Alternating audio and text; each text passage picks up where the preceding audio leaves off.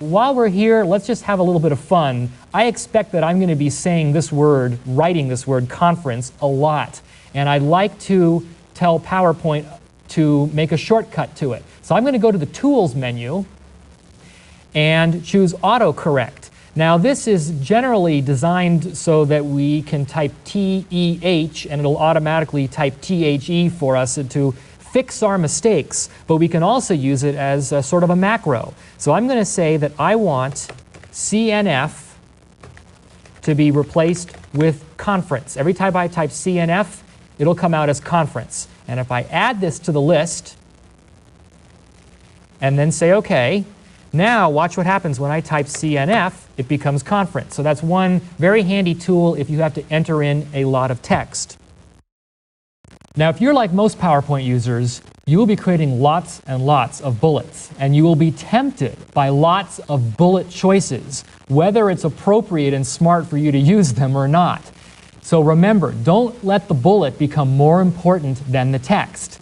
Yet, nonetheless, there are still plenty of very nice and tasteful bullets that you can create. All right, first a little bit of housekeeping here.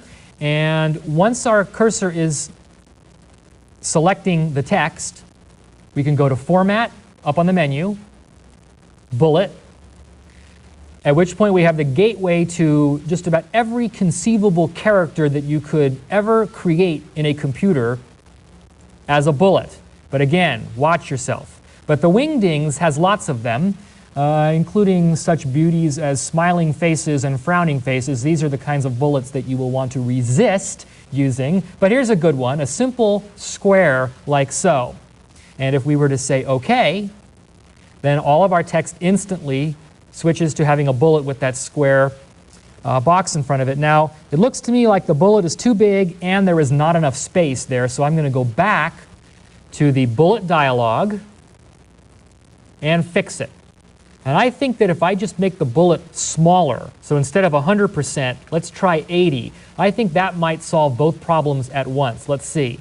Indeed, the bullet is smaller, and that automatically creates a little bit more space in here, and I think that that's good. Now, let's change these three cities also, Los Angeles, Chicago, and Dallas.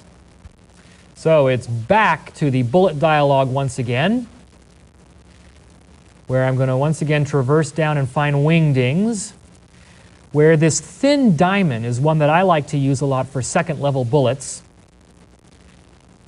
And as before, we're going to set the size to be 80% of the size of the text, like so. Now, while we're here, I want to show you a little tip. You may have noticed that as I've been selecting this text, I started at the end of the first line. I did that up here also. When I selected all of these first bullets, I started here at the end.